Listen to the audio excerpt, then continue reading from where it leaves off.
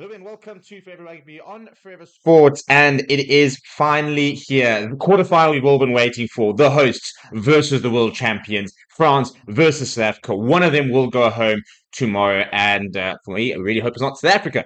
But before we look at the two teams and a bit of a preview exactly sort of where the match is going to be won potentially, please do smash a like on the video. Please do subscribe to the channel. We're so close to 50,000 subscribers. If we can get I think it's less than 1,500 subscribers. So if you are new to the channel, please do subscribe. Let's try and get to 50,000 subscribers before the semi-finals. That'll be absolutely epic if we do.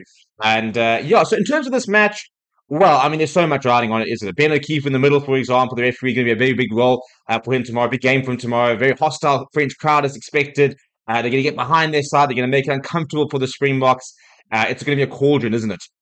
And the Boks apparently have been, training with noise and stuff like that at practices, at speakers with different songs being playing and stuff like that. They expect to hear in the stadium to sort of try and emulate and simulate the stadium atmosphere. So it'll be interesting to see if that works. Very interesting two sides being picked as well. For South Africa, 5-3 split, for example. France going with the 6-2 split. Antoine Dupont is back and lots to sort of talk about. So let's look at the French side, shall we? It's a fantastic franchise, absolutely brilliant. Every single player in each position, I think, has been absolutely world class. So we've got Cyril Baille and Piotr Mavaka and Unai Antonio in the front row. We all know about Cyril Baille and Unai Antonio, two of the best props in the world. And I've been incredibly impressed with Piotr Mavaka. I think he's been one of the standouts in the tournament. I think he's really elevated his game. He's been absolutely brilliant for France. In the absence of Julien Marchand, he's quite a big player to try and replace, but I think he's done it brilliantly. In second row, Cameron Watkins also stepped up really and filled the gap that was left open by Paul Willemse. You've then also got Thibaut Famam, who's a phenomenal player. We all know about the skill set, but also just, the ball carrying ability he's got as well. It's something that's quite underrated. So it's a very good second row, and then it's an absolutely world-class back row of Anthony Delange, Charles Oliver, and Gregory Aldridge. Delange back to full fitness after that injury. Gets the head, gets the nod ahead of Francois Cross. It'll be interesting. That for me was one of the few selection doubts potentially I had in terms of I wasn't sure where they'd go. And then the back line, pretty straightforward, to be honest. Anton Dupont, Mathieu Jalabert, the halfback. Perrin Dupont is back. We'll be wearing a scrum cap at the request of a surgeon, but is apparently back to full fitness and has been completely medically cleared.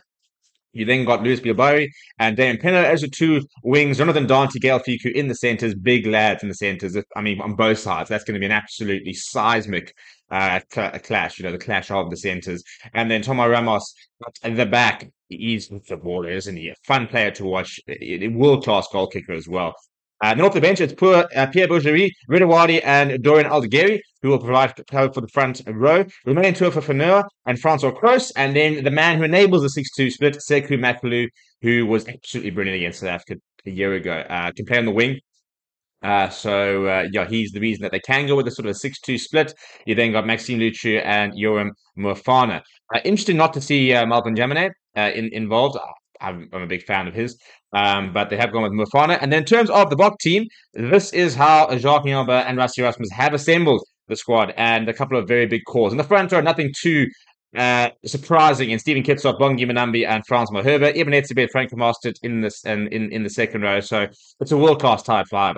Eben Etzebeth, best lock in the world. Franco Mostert's been in really good form. But I think for me, it's the scrum battle I'm really looking forward to seeing. It's absolute giants and really good scrummages going toe to toe in that first half.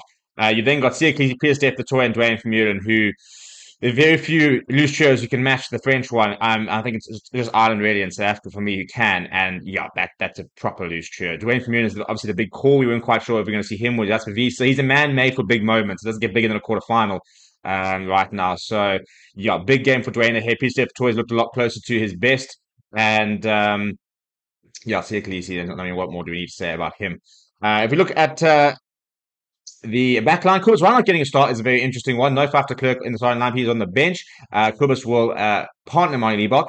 Chesn Colby, Currie Arns, the two wings. In the centres, Damien De Lindy and Jason Krill. And then Damien Willemse at fullback. And that completes what is the most experienced starting 15, second most experienced starting 15 in Springbok history. It's the most experienced 23. Second most experienced 23.